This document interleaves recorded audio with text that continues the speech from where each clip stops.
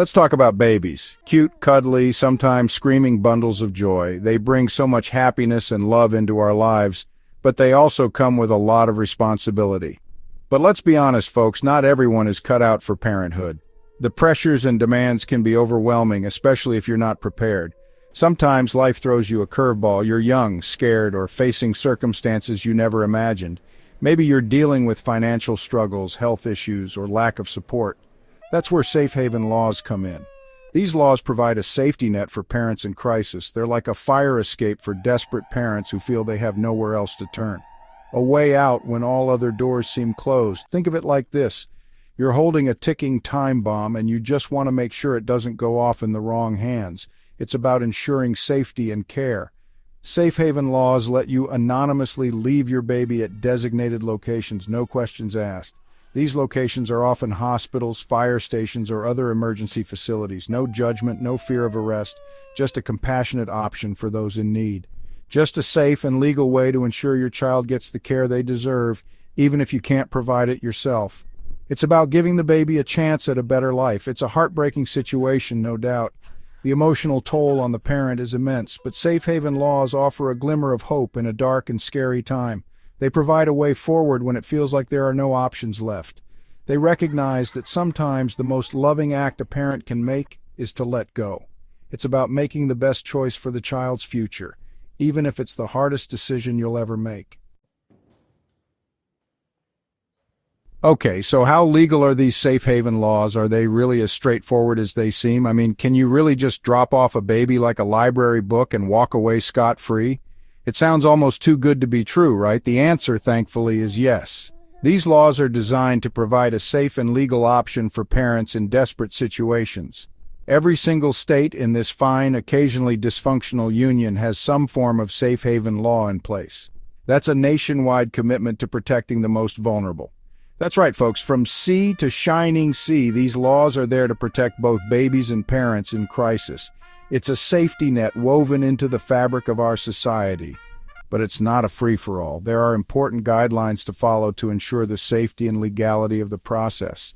There are rules, of course. These rules are in place to protect everyone involved. The baby usually has to be a certain age, often under a month old and unharmed. This ensures that the infant is still in a vulnerable stage and needs immediate care. And you can't just leave them at the doorstep of a Chuck E. Cheese and hope for the best. The locations are carefully chosen for a reason. There are specific designated locations like hospitals, fire stations, and police departments where trained professionals are ready to receive the infant and provide immediate care. These places are equipped to handle such delicate situations.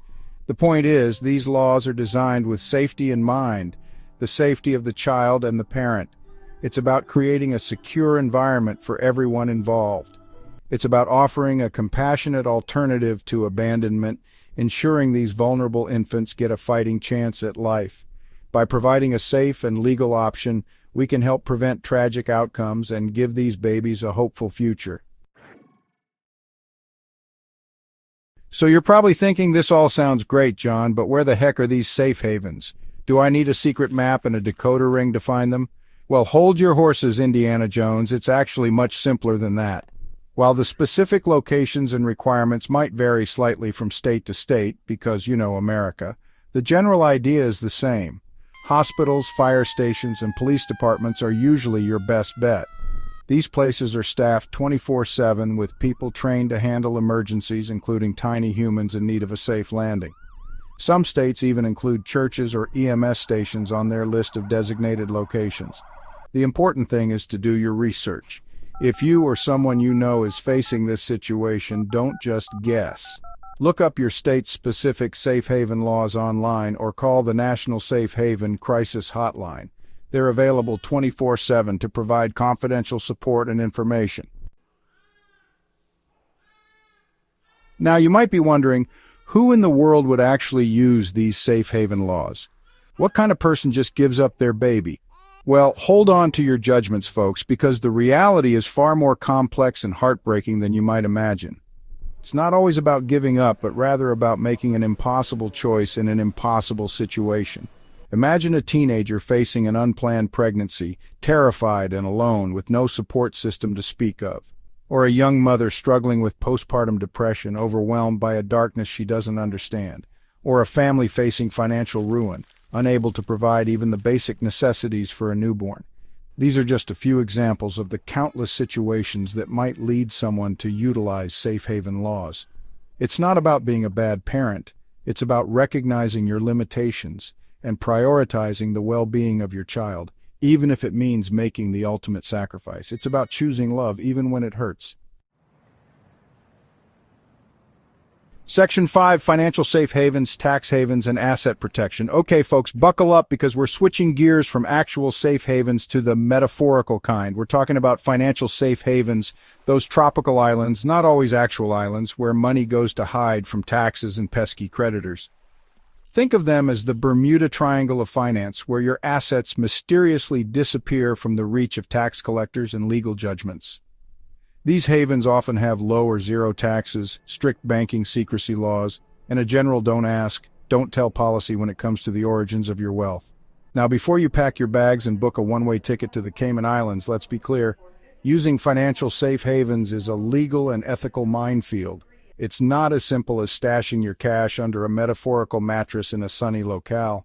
There are rules, regulations, and potential consequences to consider. Section 6. Legality of financial safe havens, staying on the right side of the law.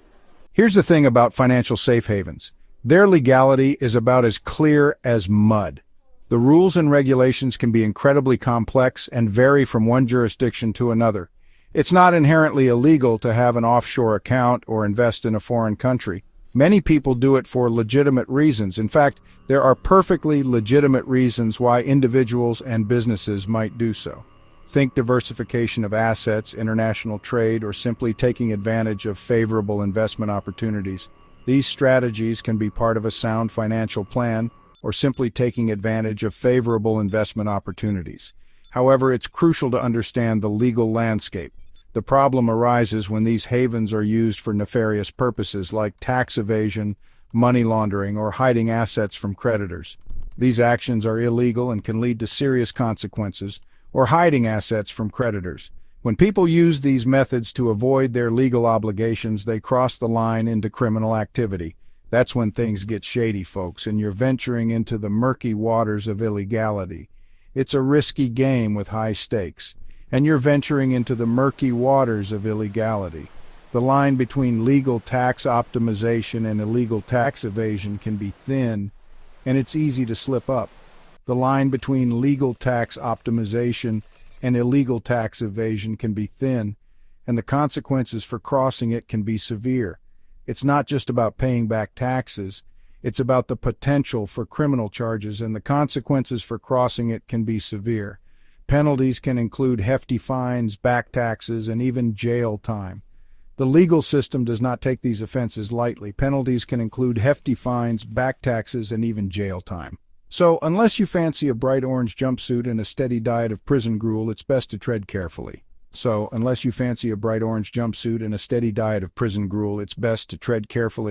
And consult with a qualified tax attorney before diving headfirst into the world of offshore finance.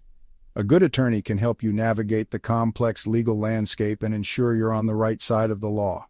It's best to tread carefully and consult with a qualified tax attorney before diving headfirst into the world of offshore finance. They can provide invaluable advice and help you avoid potential pitfalls. Section 7, Safety in Financial Safe Havens, Weighing the Risks and Rewards. So you've stashed your millions in a secret account on some remote island paradise. You're living the dream, right? Well, not so fast, amigo. Just because a place calls itself a safe haven doesn't mean it's immune to risks. Remember, we're talking about countries or jurisdictions that often prioritize secrecy and minimal regulation. That might sound appealing on the surface, but it also means there's less oversight, transparency, and accountability. What happens if the local government suddenly decides to change the rules of the game, or the economy takes a nosedive, or your trusted financial advisor turns out to be a con artist who disappears with your life savings? These are all very real risks that come with the territory. Section 8. Who uses financial safe havens and why, from millionaires to nomads? Now, who are these mysterious figures flocking to financial safe havens? Are we talking about shady billionaires with briefcases full of cash and an aversion to paying their fair share? Well, it's not always that dramatic, though sometimes it is. Yes, wealthy individuals and corporations use these havens for tax advantages and asset protection. But it's not just the ultra-rich. Think international entrepreneurs, digital nomads, or individuals living in countries with unstable economies or political turmoil.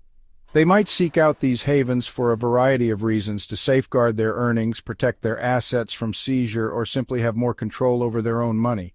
It's about finding a financial sanctuary in an increasingly uncertain world. Section 9. Blockchains impact transparency and security in the offshore world. Blockchain, the technology that everyone talks about but few truly understand. It's like the mysterious stranger at the financial safe haven party, disruptive, transformative, and potentially a game changer. See, blockchain is all about transparency and security. Every transaction is recorded on a public ledger, making it nearly impossible to hide or alter information. This is both a blessing and a curse for financial safe havens. On the one hand, blockchain can enhance security, reduce fraud, and make transactions faster and more efficient. But it also threatens the very foundation of secrecy that these havens are built upon. With blockchain, everything is out in the open, making it harder to hide assets or evade taxes. The future of financial safe havens in a blockchain-powered world is uncertain. Will they adapt, evolve, or become obsolete? Only time will tell. Don't miss the bus and subscribe.